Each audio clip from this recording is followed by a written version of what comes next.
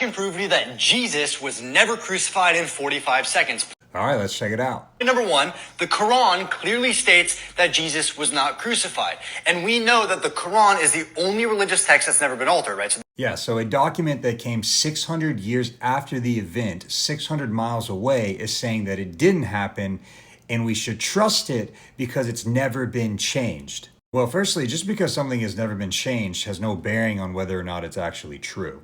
Secondly, the Quran has been changed, and I'm going to start doing some more content giving evidence for how it's been changed. But let's keep going. Point number two, the Gospels accounts, they contradict each other, right? So the people who say this is what happened during the crucifixion, they have different opinions. And if there's different opinions, how can we know which one's the truth? And if it really did happen, why would not all of the stories be exactly the same? So independent accounts should naturally differ in some ways, and it actually provides to their historical reliability. If they were exactly the same, then we would just accuse the Gospels of collusion. But what is clear within the Gospel accounts is that Jesus was crucified and resurrected.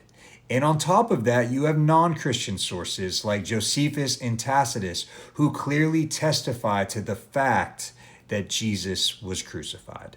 Leads me into part number three. None, and I mean this, none of the disciples saw the crucifixion, right? So okay, let it slide once, but it's crucifixion. Okay? Crucifixion is not a word. But even within the accounts themselves, that's not true. John places himself at the crucifixion in John 19, where Jesus speaks to him.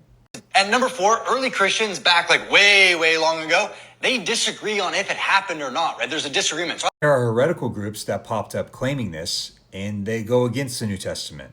In fact, they go against history itself. In 1 Corinthians 15, Paul quotes one of the earliest Christian creeds. Some scholars date it back to within even 5 years of the crucifixion. And the very beginning of it is about the death and resurrection of Jesus, because this is what Christians have been claiming from the very beginning.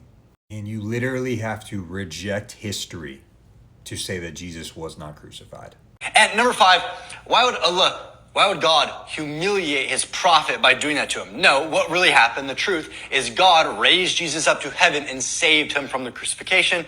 And now you know the truth. Sorry, but you can't prove me wrong. And point five is really just a reiteration of point one. The Quran says that Jesus wasn't crucified. The Quran also says the Quran is true.